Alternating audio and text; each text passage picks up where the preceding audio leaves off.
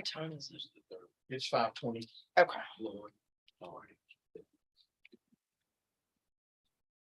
Okay, it's on. All right. Let's call the public safety meeting to order October 11th at 5:20 p.m. And we need, let's do, roll call. Peg Petrelli, Alderman, Ward 1, Public Safety Chairman. Scotty Bush, Fire. Russ Edwards, Alderman, Ward 3. Mickey Miller, Police. Jim Jones, Police. Jesse Eckenoff, Chief of Operations. Mayor Jamie Cleary. Thank you. So acceptance of the agenda, So moved. second, all in favor? Aye. Aye. Oh, and Lori Phillips is absent. Call for approval of the July 12th, 2022 meeting minutes. Any, So moved. You and I know. Yeah. Okay, also moved. okay, second, all in favor? Aye. Aye. All right, ordinances and resolutions. Ordinance 2022-21 and ordinance regarding the regulation of noise in the city. Who would like to take that? But I know this has been an ongoing. You can take it. Okay. For discussion, I guess I'll move for approval. Do you need that to even discuss this? Sure. Okay, I'll Second. make a motion. Just for discussion only. Okay, second. So I know we've had a couple meetings on this and we went back and reviewed the current ordinance as it stands. And one of the problems was with the original noise ordinance is pretty straightforward. It relies a lot on reasonableness of the noise. But when they added the supplemental noise ordinance, it actually conflicted with some of the original ordinance. The portions of the supplemental noise ordinance that deal with businesses we're very comfortable with that, and it specifies decibel levels. But part of what we were finding is the strict interpretation of the language of the ordinance with the supplement basically meant that your neighbors could not engage in things that would be considered daily living in a suburban area. Weed eater, lawnmower, if your neighbor had a radio outside while they're working on their yard, if you could hear it, technically that was a violation. So what we did is went back and looked at the totality of the ordinance and left everything in place except for deleting, let me make sure I get this right. 11403-1 and 11403-2 from the supplement. Deleted so that the remaining sections address commercial establishments, and that leaves the original ordinance in place of disturbing the peace and 11402 anti-noise regulations that covered the rest of the city. It's just some, and those are that ordinance also applies to businesses, but there's some additional restrictions on businesses in the supplement. So it just made it basically to the point where normal noises that people would expect living in an urban or suburban community are allowable up to a certain time at night. And then obviously you don't expect your neighbor to be weed eating or mowing their yard at 11 o'clock at night. And I don't think anybody has a problem with that. But normal noise that goes on is not going to be a violation of the ordinance.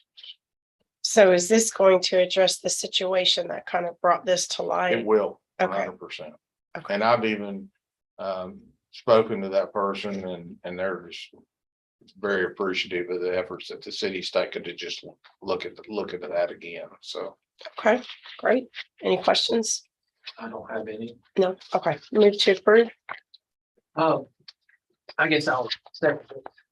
All right, all in favor? Aye. Aye. Pardon me one second. I'm gonna grab my folder so I can look at the resolutions that's right on my desk.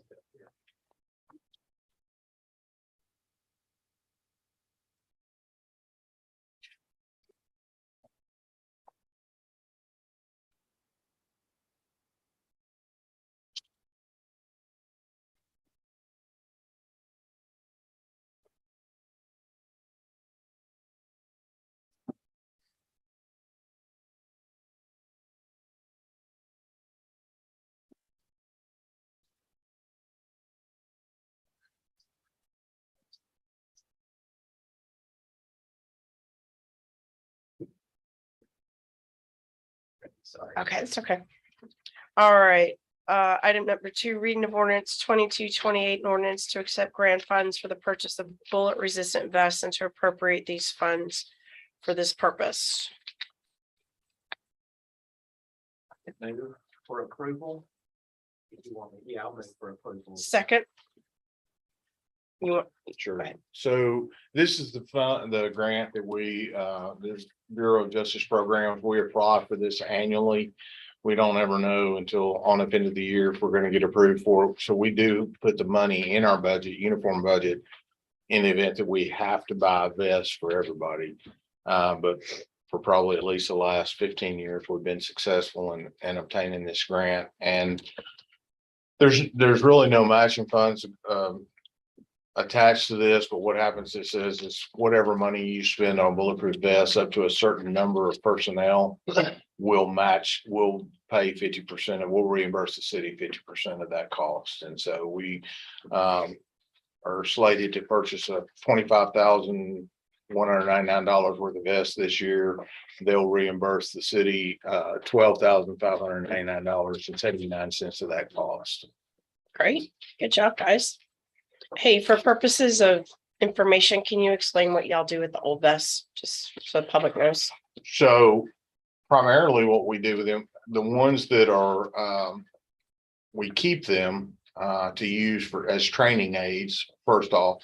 And then at a point when we get enough of them, there's a company that will accept them. They're authorized by the federal government to do that. They sign off on a document that we've delivered them to them, the vests to them, and hand count. They actually send those vests through a shredder so that they're no longer bullet resistant vests. And then they recycle those fibers and reuse them. There were some companies that were doing that at one time that would charge for that service. This company that we use now, there's no charge to the city in order for us to recycle those. So That's great. that's very beneficial to us. And can a common non-law enforcement citizen have a ballistic vest?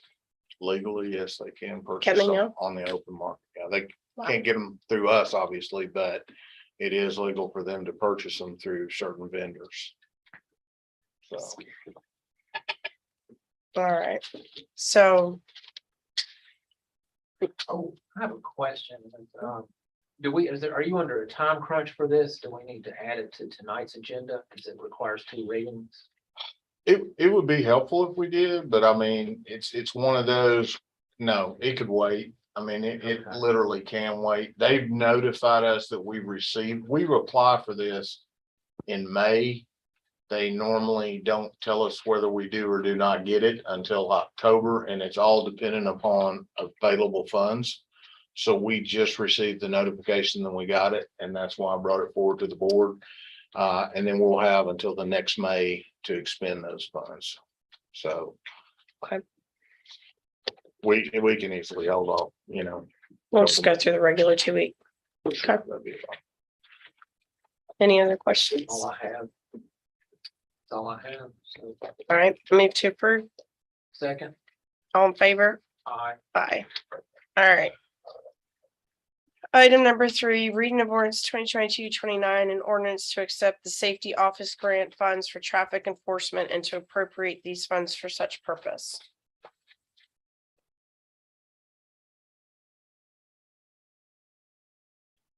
Move for discussion. Oh, second. So this is another grant that we apply for annually from the Tennessee Highway Safety Office. We have to specify an amount to them. And then that amount is subdivided into overtime salaries for police officers to work aggressive driving enforcement and speed related enforcement. This year, we were awarded $15,300 to provide overtime for officers doing directed speed enforcement and aggressive driving enforcement. And then $15,042 was also awarded for the purchase of one LiDAR radar, laser video radar unit, and 10 Falcon custom signal wireless radar units to be used as part of it. What are those? Like little, Handheld radar handheld. units, wireless handheld units. good job. Saving taxpayers money. I like it. Any questions? So there's, for clarification, there's no matching on the city's part. No, sir. We report to them when we spend the overtime. They'll reimburse the city for that overtime. And then when we report to them that we have ordered the equipment that we order, they'll write a check to the city for that. When are you gonna order it? Soon. I don't have a time deadline, but as soon as it goes through the 2 readings and we get that approved.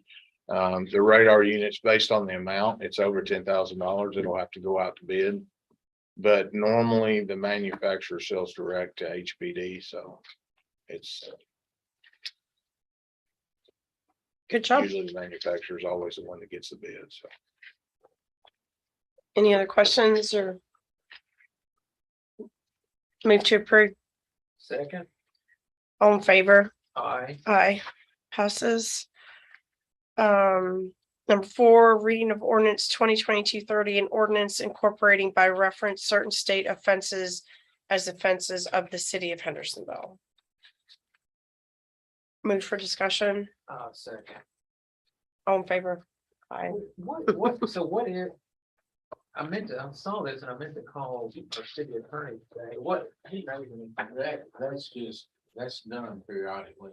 This isn't the first time it's been done. So to make sure that the city ordinances incorporate the state codes.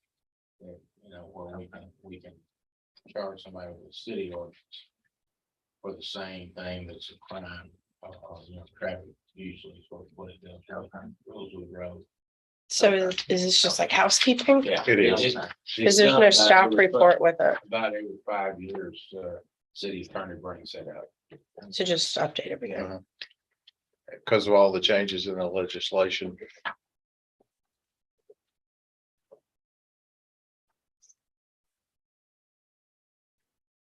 So it's to keep concurrent with state laws. Mhm. Okay. Any other questions or discussion? Move to approve. Second, All in favor? aye. Aye. Passes. All right. Other agenda items. Number 5, discussion on HFD fleet replacement. Chief Bush. So brought this to Mr. Eckenroth's attention. Currently, right now, we have 6 frontline engine companies, 2 frontline truck companies, and then a reserve apparatus. Our reserve apparatus is a 2000. Engine 6 is a 2007. Per NFPA 1911, their recommendation is 15 years for a frontline piece of equipment and then 5 years in a reserve status. Based off that, right now, our reserve engine company will be 23 years old in 4 months. So it's going to be basically 3 years out of the NFPA 1911 recommendations. So we were discussing it, and Mr. Eckenroth thought it would behoove us as a city to bring this out and start having a discussion about plans for replacing. There's an attachment in your packets that lays out the replacement. So the difference in engine companies and truck companies, trucks obviously are the ladder companies that carry our extrication equipment. The engine companies carry the water and the hose to actually fight fire. But there's no separation anywhere in that FPA between engines and truck companies. They still are recommended after 15 years of service that they start going into a reserve status. And then basically after that, again, they're supposed to be retired or donated to maybe a volunteer agency that doesn't have the opportunity to use or purchase an apparatus. Again, as you see, right now, our 2000 is basically out of service now. We're using it because it's the only one we have. 2007 for engine 6, basically this year it's 15 years old. And so we thought we'd just bring this forward, have that discussion. November the 1st, there's going to be another price increase due to EPA requirements, anywhere from 5 to 7%. The last engine company that we ordered in February of 20, which is engine 7 that's being built right now, that you see the updates. If we went to buy that current apparatus right now, due to all the price increases with metal and just everything in general, it's $760,000 now. So it's a $70,000 increase in 2 years. And then you add on to that another 5 to 7% come November the 1st. So when you see these dates, don't get focused on the fact of we need to act on it now. I do feel like there's a need to act on it now, but that's a decision that you folks have to make based on obviously funding and things like that. But there's a wait time up to 30 months for apparatus to be replaced. So if we were to purchase it, there's potential Wow. that we would not see it for up to 3 years, which would make this reserve engine even 3 more years older than currently what we have right now. Okay, so with all of that information, this is something that what is your opinion, that we need to get onto it right away? Yeah, I think not only for the fire department, but for the police department to just look and be able to plan. So it's a document for us to really be able to plan, right? Not only for the operations, but financially to say we know this is coming. And if we can plan every year for it, we know it's coming up. It won't hit us hard in one budget year if we spread it out across multiple budget years. So it's a way for us to plan and just maybe chunk some money aside every year in our budget for these. And get us on a replacement schedule rather than saying, oh, by the way, this year we're gonna have to spend, another $1 million. Right. Maybe every year we just do half of that. Well, with the reserve engine, which is out, right? Well, it's supposed to be, we still have it in service. Well, it's still functioning well. It still operates well. It serves our needs right now, but again, it's starting to become difficult to get parts for an engine that's It's 22 years old. right. Yeah, the out of service is out of service per the recommendation. 1911. It's not, it's That's a right. functioning piece of equipment right now. So don't you think we should at least start moving on that one right away? I don't know what the mayor thinks. Mayor Clerk, what do you think? I agree with Chester, at least we need to do is get them on a schedule. And that's as well as the police vehicles we've got as well.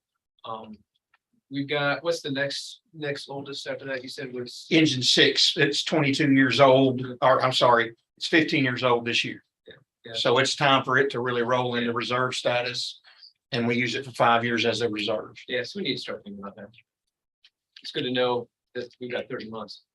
It's not good that we have 30 months. It's good to know that we've got 30 months. Well, so let's just say we got 3 years to build it conservatively. So we've already got one that's 22 years old. So that's going to put it at 25 years old when it goes out to pasture. So wouldn't that be a priority? Yeah, I think we had about a year, 12-month timeline on ours right now, the one that we're getting built. We should be doing the final inspection at the end of this month or the first week of November. Yeah. And we'll be bringing it home. And then obviously we'll put it in service. But when the Station 7 is built, It's going over there. it's going over there. And with 7 stations, we should be getting a new engine about every other year. So it's almost going to be annually in the budget. So with the price increases and the time frame waits, that really kind of,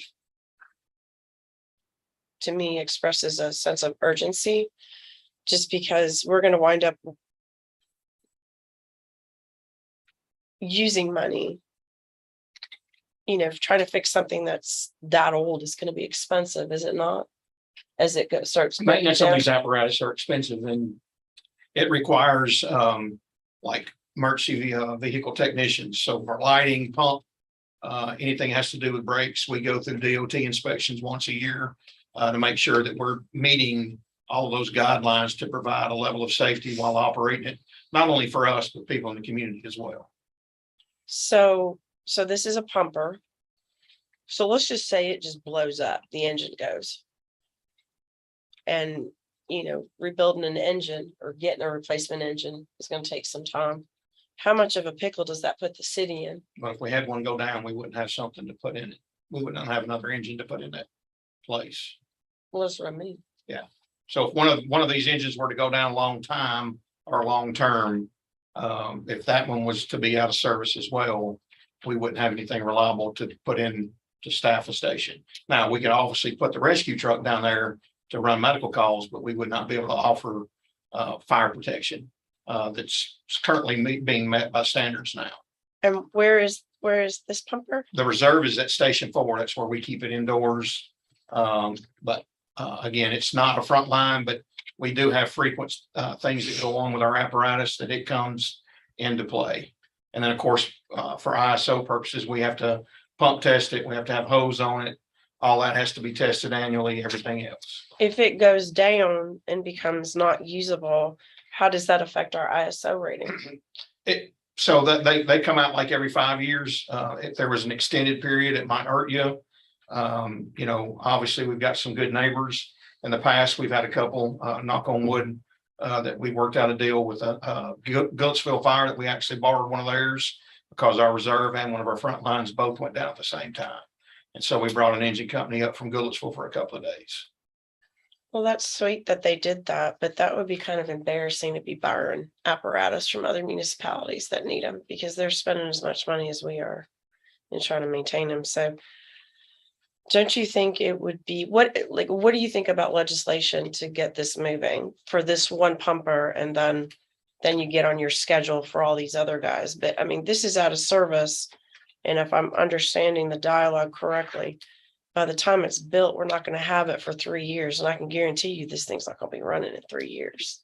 Yeah, I think the mid-year budget adjustment, which is not too far away, it's probably a good time to wrap because we can see how the revenue side looks at the same time. So I think gives us time to put a schedule together and maybe figure out a way that not only for this year, but for all the following years, we kind of budget annually for these and then put them on a schedule. I think there's some equipment from the police department we could also wrap into the maintenance schedule.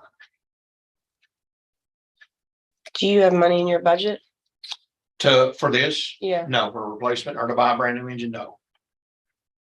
We were allowed the 1% overage that we got. There was only 2 departments that got that, and it would not even touch that. That's why, as I told Mr. Eckenroth, that's why we didn't discuss it at budget time. It's because we were saying, hey, we're not sure what the effects of everything is going to be. 1% was all we were said to go over our budgets.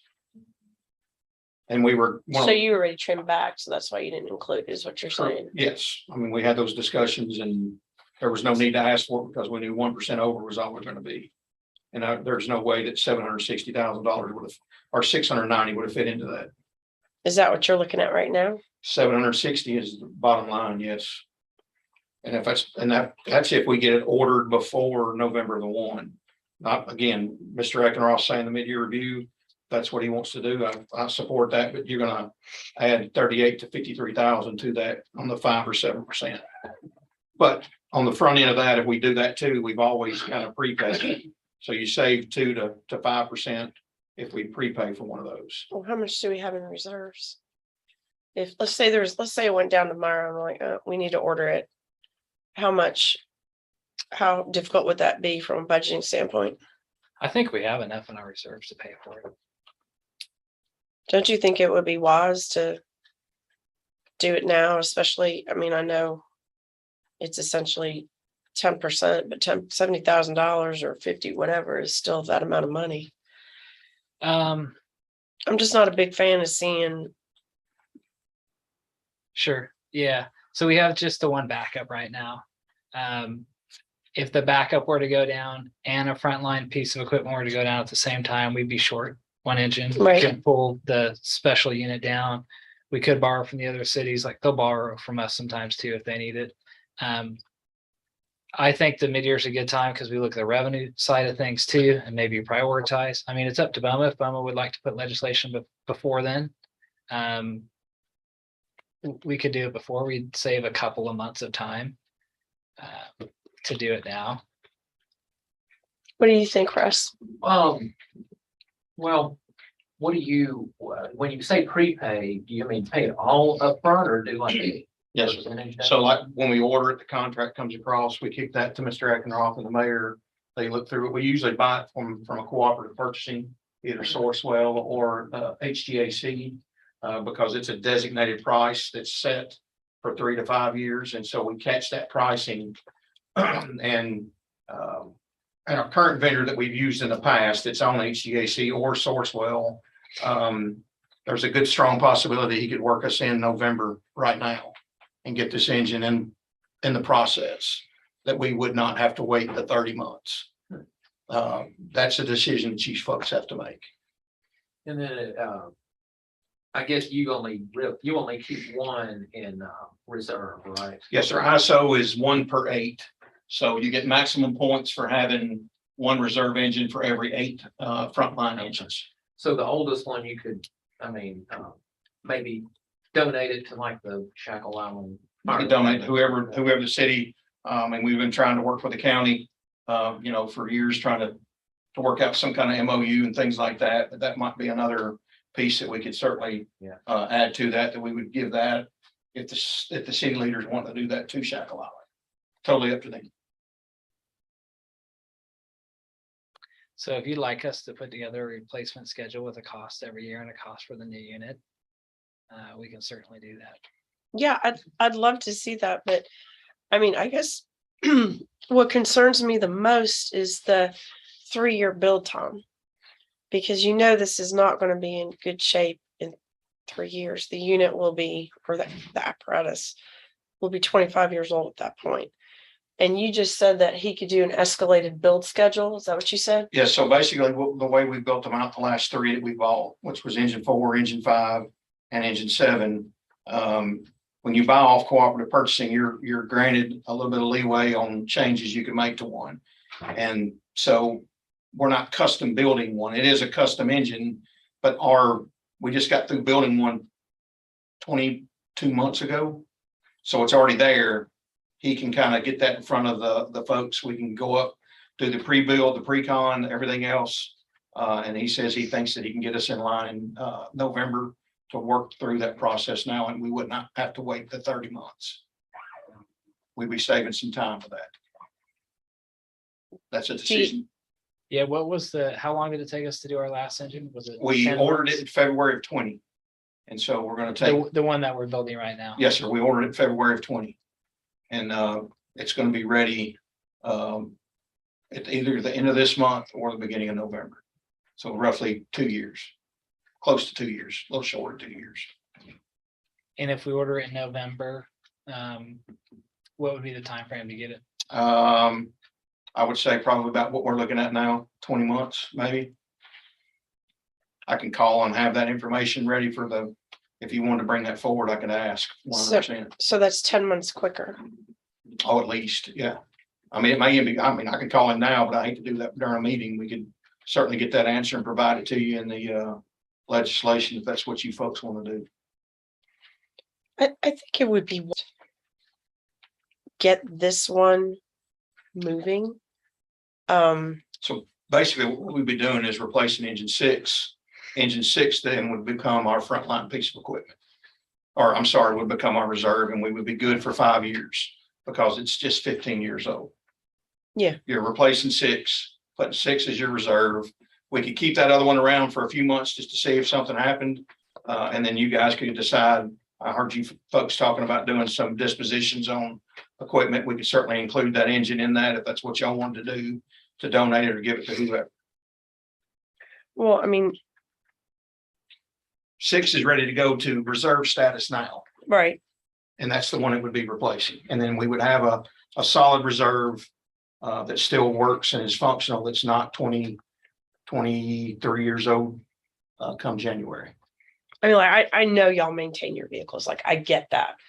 But, I sound like a repetitive whatever, but, as the daughter of a fireman, I'll be honest with you, I wouldn't want my dad riding on a 20-year-old, anything. Or any service member, police or fire. So I think it would be wise, especially with all of the dynamics and the fact of how old this is, to have legislation to get this one in the works as a part of that legislation or separate to get your replacement schedule going. I think that's a great idea. I know that puts a little bit of a hit on the budget, but I mean, you are going to be saving some money. And I think for our citizenry, with how active our police and fire are, that I would not be doing my due diligence saying, okay, I'm okay with waiting on that. That's my personal opinion. I don't know about you, Russ. I mean, yeah, it's obviously necessary. And just trying to figure out when you would get it before BOMA, you probably don't want to wait till the next public safety committee meeting to bring it. That's a good point. Maybe the next BOMA meeting, if there's some legislation and if our coffers, if our finances support it, Well, why don't- have a resolution. that's a good idea. Why don't we draft legislation and run it through finance in 2 weeks? Get it before finance. And then it can go to BOMA, right? I would think, Yeah, I right. would think, wouldn't you, that it wouldn't need to come back through us. We can have a special call meeting in 2 weeks. I mean, you're asking me to do it right now, so Yeah. we can it's draft, brought up yeah. anyways. yeah, we're good. So procedurally, what do we need to do? Do we, like, if we're, I mean, I know this is discussion, but if we're all proactive about it. I mean, can't finance have the final say? Or do I mean, we, it's just a recommendation from them to BOMA anyway, so we can draft legislation, take it to the next finance committee meeting. They can make a recommendation on it and it goes to BOMA. perfect. So let's do that. It's just a resolution, right? We're moving funds. Yeah, we do an ordinance on it. Yeah, it'd have to be an Ordinance ordinance, 'cause involved it's in money. two readings, Yeah. Anything involved money has to be. And it's When the people that are retiring, when is our last meeting? Is it the second meeting in November? I think it's the first meeting, is it? Is it the first? Because I forget, when did the new people come in? I know the election day is November the 4th, if I'm not mistaken. Eighth. so if you're second to, that is November. Oh, you 8th. know Didn't what? we move? You know what? We move those to the 3rd and to the 5th on those, Okay. on those That's times, right. so. It'll be, I think it's the 15th. Because it conflicted with the election. So in November on election years, on certain years, we'd move it to the 3rd and to the 5th. So that would be the second reading. Right, if we get Um, the first reading in, Into this month. So if we did the Yeah. first, so if we went to finance and went straight to BOMA. Then the second reading would be November 15th. if someone drafts legislation, I'd be happy to put my name on it. Thank you. Put Russ and I on there. Okay. Thank you. Any other discussion or questions? No? Okay. Thank You good, chief? Thank you. All right. I got lost here.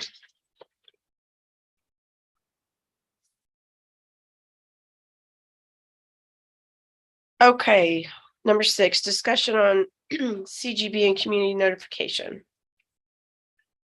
So 6 and 7 are kind of rolled together. Okay, We have participated for somewhere in excess of 20 years in the Defense Reutilization Program and the Law Enforcement Support Office, where we obtain excess equipment from the federal government and the military. So we've, like I said, we've been part of that program for over 20 years.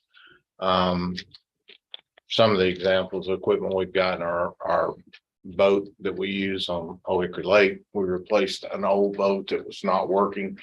With that, we got our armored vehicle, which saved the city $650,000, which is roughly is that the Cost. big black one? that's the big That black thing, one. have you ever been in that? It's crazy. So, and that, again, if we try to go commercially out on the market and buy it, that vehicle, the cost on it is $650,000. When we got it, it had 5,000 miles on it. Wow. So, our 2 Humvees, when we first started the in-car computer program with the police department to have laptops in the cars for officers, several $100,000 worth of ruggedized laptops were received from the government on that program.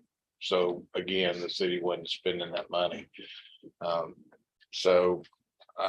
Our aerial lift that we've utilized, it's a 2-story building over there, the parking lot lights, the upper light bulbs and stuff. It's what we use that for. That came off that program. It's just a large amount of equipment over the years that we've gotten. Some of them very generic. We had a plotter printer that the Corps of Engineers used, and it was going, to surplus. And we needed that, and it was one of the very large ones. In fact, so they've changed, they continue to change we have a number of restrictions in place that we have to meet, have policies in place that govern the use of the equipment and that sort of thing. And so on one of the new executive orders that came out just this year from the current administration was 14074, which says that a law enforcement agency has to put the CGB, the civilian governing body, as well as the public, on notice of specific classes of equipment that you are going to request or may potentially request. So anytime you go to request that equipment from them, it is extremely time sensitive, especially high value equipment. If you're third in line to get your name on there to try to access or request that piece of equipment, the chances are you're not going to get it. The only way they will jump from 1 to 3, the first person who put into the third one, is if you manage to write a much better justification of why you need it. But generally, it's first come, first served on that equipment. And so whenever we find something that the police department's already looking for that they have that we can request, we have to be first. So the new rule in place, the easiest way to do that was, if you'll notice in your packet, every equipment classification code is on that list. And that was the easiest way for us to do it, was to notify BOMA and Public Safety First that any equipment in those classifications, there is potential that the Hendersonville Police Department may request that from the federal government this year. And we'll put this on either the city or the police department's website to notify the community about that. Doesn't mean we're gonna request some of this stuff. Correct. It just means. And if we don't notify you that one of these classifications we might request something from, then what happens is we have to come back to you at the time we get ready to request it and give you 30 days notice that we're going to request it. And then you have to approve it before we request it. And at that point, I can assure you it's not going to exist anymore. So do you just put the whole list up? I did. Yeah, okay. We What's the point of the EO? I don't understand. so I don't think the best way to explain this. It seems stupid. I'm There just are saying. a lot of Can't take it. places in the United States that are very opposed to their civilian law enforcement agencies requesting any kind of equipment from the military, period. And fortunately, everything that we currently have on the list is exempted from the CO. It only applies to anything that we may request in the future. They've added a whole lot of classifications. So some of the equipment that we have is considered restricted property. You have to meet additional standards to be a recipient of it. The armored vehicle is one of those. It's Sure. considered restricted property. So if we ever get done with that, we can't just sell it for surplus or scrap it. We actually have to turn it back into the federal government. And, but even things like some office supplies, believe it or not, are on restricted lists. So in order to try to appease certain people, that's what the purpose of CO was. Okay. We always had to, so when Mayor Foster's in, now Mayor Clary, the mayor has to be aware and sign off on our participation in the program. They want to make sure that it was the CEO of the governing body was aware that the agency was participating. So we've always done that. They just added this also to notify the public and notify the civilian governing body that that's what we're doing. And like the chief said, the chance that we request anything off this list, it just depends on what equipment becomes available. But for matters of time, you got to put it all out there Correct. because then you could miss out And on what an we're doing is opportunity. notifying you in accordance with that executive order that the potential exists during the course of this year. And we'll have to do this annually from here on out until it gets changed again. That we may request some of this equipment out there. And I couldn't even begin a list. We probably over the course of the 20 years, we received several $1 million worth of equipment from them. I mean, stuff as mundane as a welder, a generator, So, but even even that equipment, we have to notify the board that we're potentially going to request it. Well, and that was a very diplomatic explanation of the EO, so thank you. You're very welcome. I tried hard on it.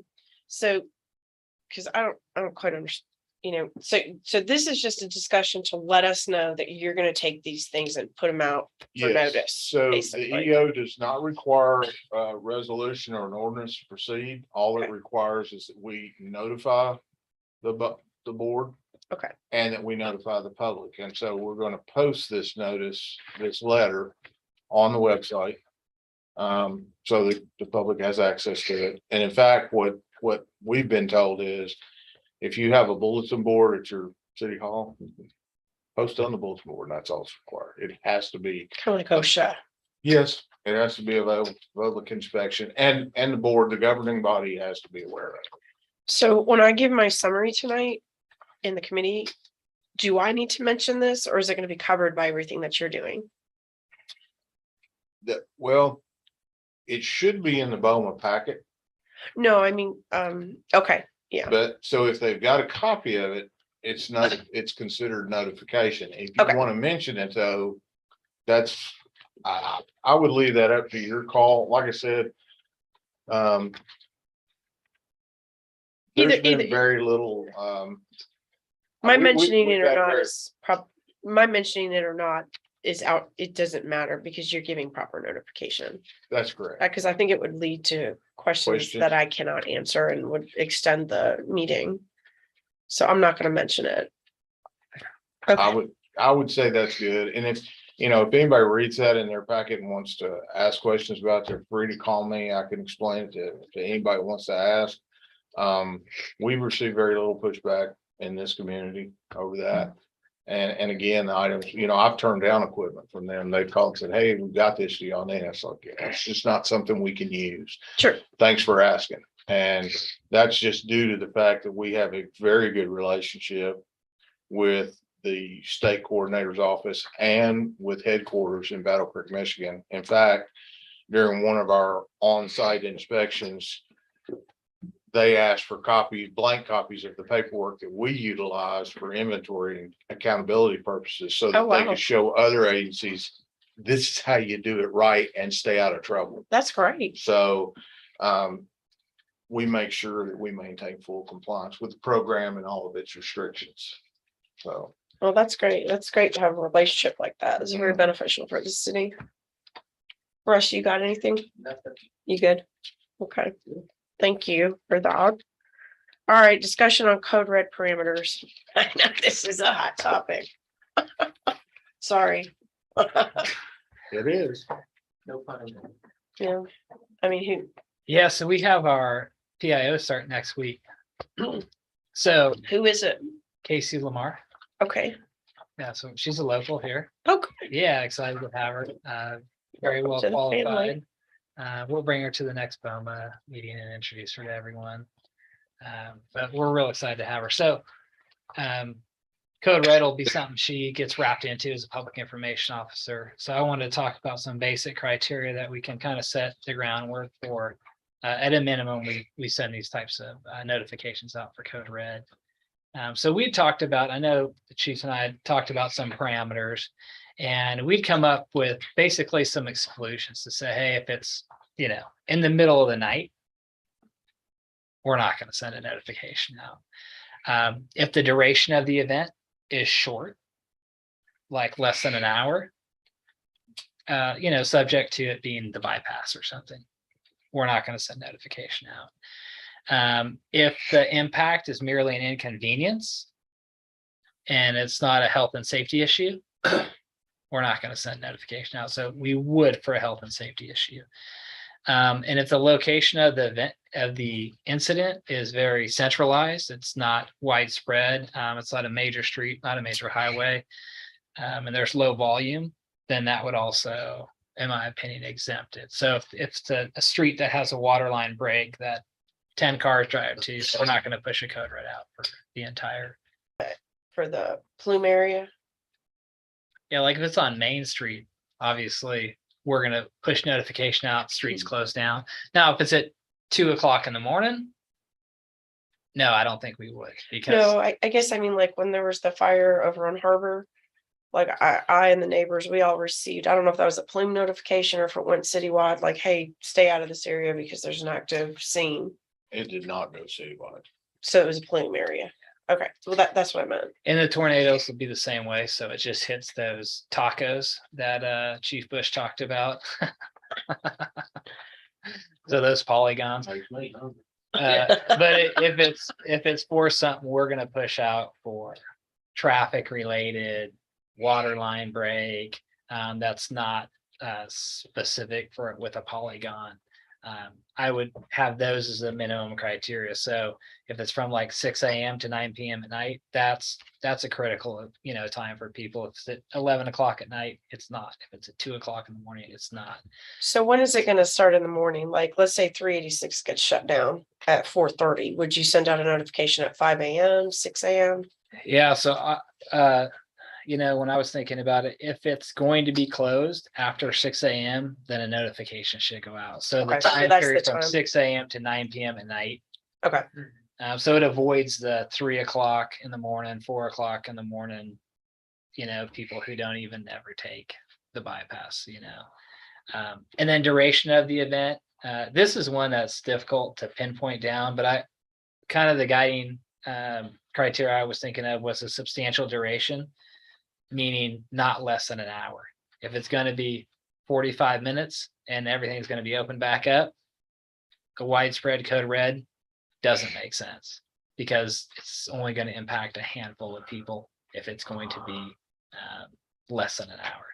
Again, if it's the bypass or main or something major like that, I think that's where we have to use judgment. We may not have an exact criteria for every incident, but these are guidelines I think that would be helpful to follow.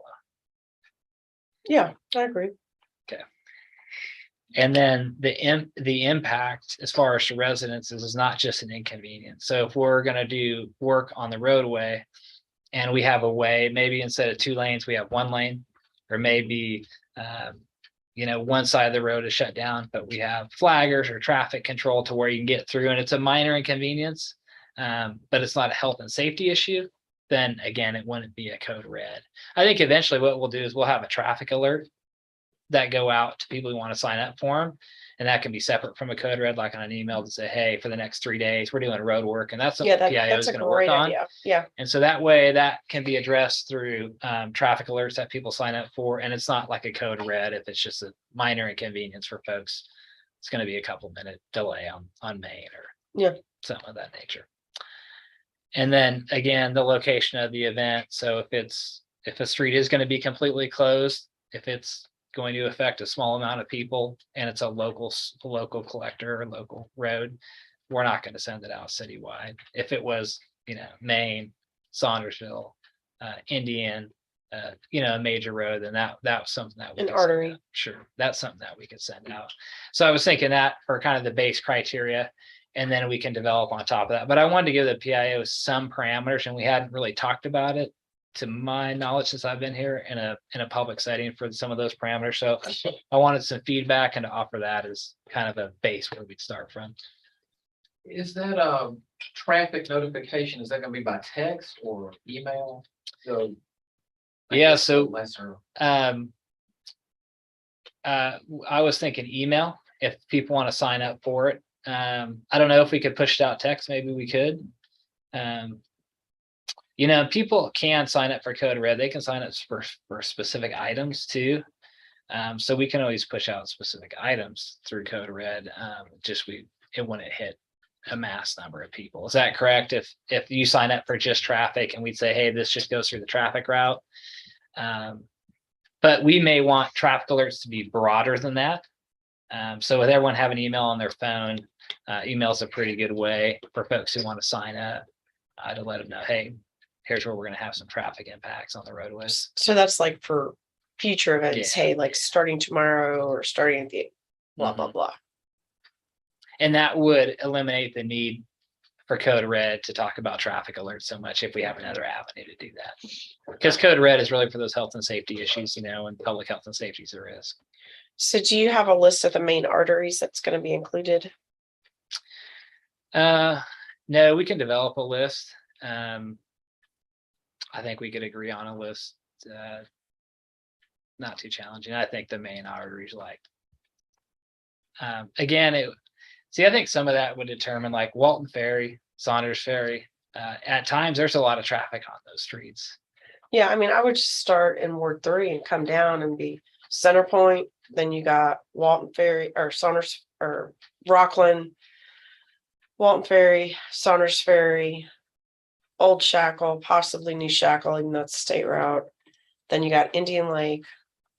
Then you got Bonita. Then you got Saundersville. And then is there anything else down on the other end of town that would be considered a main artery? Just 386, but yeah. No, not Like really. if you just hit the main artery intersections that cross Main. Yeah, but there's some, so I was hesitant to actually list streets, because if it's something that's down maybe further on Walton Ferry or Saunders Ferry, it's on Saunders Ferry, Walton Ferry, but it's, down at the bottom of the peninsula, and it's not going to affect a lot of people. Oh, I see what you're saying. Then I think Oh, yeah. that's No, more that makes- appropriate for the that's- traffic yeah, alert, not that's, for the code red. Yep, yeah. So I just wanted to Right. use, the thought of, is it a major arterial street for travel? And we can have a list of some of those streets, but sometimes I don't think, even if it's on one of those streets, it would necessarily. And I'm just talking traffic alerts. I wasn't talking code red. Oh, yeah, for traffic alerts. Yeah. Yeah. I think for traffic alerts, if people want to sign up for the email, we would probably do a lot of, even if they're not on an arterial. Because if it's gonna, like, you're gonna have pavement, that's gonna be done by your house. Right. It's really nice to know that. Yeah, I think that would be very helpful to citizens because you can plan ahead because it's, when you just hit it, when you're on your regular schedule and it Mhm. delays you, or if you're running late, it just leads to stress. Yeah. So, but with the code red, with that last one in front of Rosa Cantina, the issue is not only the accident, but the safety of our public officials who are out there was my concern. And I assumed that there was going to be a code red, but it hadn't come out, which is why I asked. And then Terry Smith came back and said, well, we are working on it because I sent you the video. There are people driving very erratically. And if you want to see that video too, but because that's what could potentially get our people hurt. Yeah, and I think so. If we looked at this criteria, the time of the event was during the time we're identifying. Yep. It's duration of the event. We can't say it's less than an hour. So Right. it would hit the first two criteria. Substantial impact. Is it an inconvenience, or was there a health and safety threat? And there, I think you'd argue that there's a health and safety threat. Oh, it was 'cause of rear ends. immediately identifiable. And the location of the event was a major street. So like something like that would hit, checked it out. it would Yeah. hit the boxes. Yeah. Now, if that same thing was on Saunders Ferry, No, not necessarily. no. But for this location, yeah. And I think that's a good working point. And there's going to be independent judgment that's going to be used when we push these out, but at least we have a basis to work from. Could the traffic notifications be posted on our Facebook page so that anybody can access some information? That would be helpful. Yeah. Yeah, Like just notification of closings or. So one of accidents. the first things we want our public information officer to do is, and we've been careful not to get ahead of ourselves, and we want that position to really create a framework for how public information goes out. And I really want to, before we start to make those decisions, I really wanted to bring the PIO in who's used to doing that on a daily basis and maybe have some recommendations rather than us putting something out and then Sure. maybe we chop it up and take some out and add some later. But that's one of the things we definitely want to talk about is the framework for how that position is going to work, which platforms that information goes out on. Because the other thing too with Code Red is I think we don't want it to be so routine that people ignore it and Sure. they don't look at it as a Code Red. And that's where the traffic alerts, if we could pull that stuff off of Code Red, then hopefully when Code Red comes across, it's People pay really, attention. it's a public health and safety issue. Yeah. And people pay attention. The boy who cried wolf. Yeah, Make we've sure lost it's legitimate.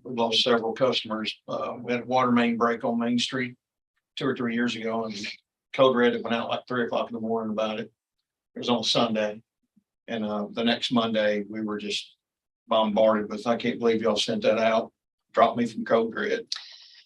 Yeah, so what we might do with Facebook and social media is if it's a main street, regardless if you signed up for traffic alerts, that's a great time for us to push something out, I would think, and just say, hey, everyone's gonna get it. If you sign up for traffic alerts, we're just gonna tell you anywhere we're doing construction in the city that might delay you. So there's probably multiple ways to tackle that. And we kind of want to work through that with the PIO, but we definitely think we definitely want to get the information out there. And the PIO will be a tremendous asset for getting that information to the public. It's great. Pat Kimball would be so pleased. He was a proponent of PIO. All right, what else we got? Are we good? Anything else on that guy? Okay, Edwards, election of vice chairman of public safety committee. This has been long coming. Well, I just thought that'd be a good idea for housekeeping. Yeah. Officially, if the chairman was unavailable for whatever reason, to have somebody officially there to take over. I'll make a motion. I'd like to make a motion that Russ Edwards be vice chairman of public safety committee. Well, I'll second that. All right, all in favor? Aye. Aye. Motion carries. Before you close out, 20 months on the engine. Okay. So you're roughly cutting what? 10 or 10 more. months. Yeah, 12 months. That's great. 30 months. Do you need anything from this committee regarding that legislation? Do you need us to make a motion to do that, or you're good? And it'll be at finance, and I'll be at the next finance meeting. Russ probably will too. Instructions have Yeah, already like been I sent said. to Chief Bush on it. Oh, good. Yes, ma'am. I'm picking up what he's putting down. You'll find it on your email. Yeah, so it's all good. Anything else? Y'all are all doing well. How's your officer? He's having some. It's not good. It's not really good. I'm sorry. He and his family are in our prayers. Okay. All right. Call for adjournment. Move to adjourn. Second, all in favor, aye.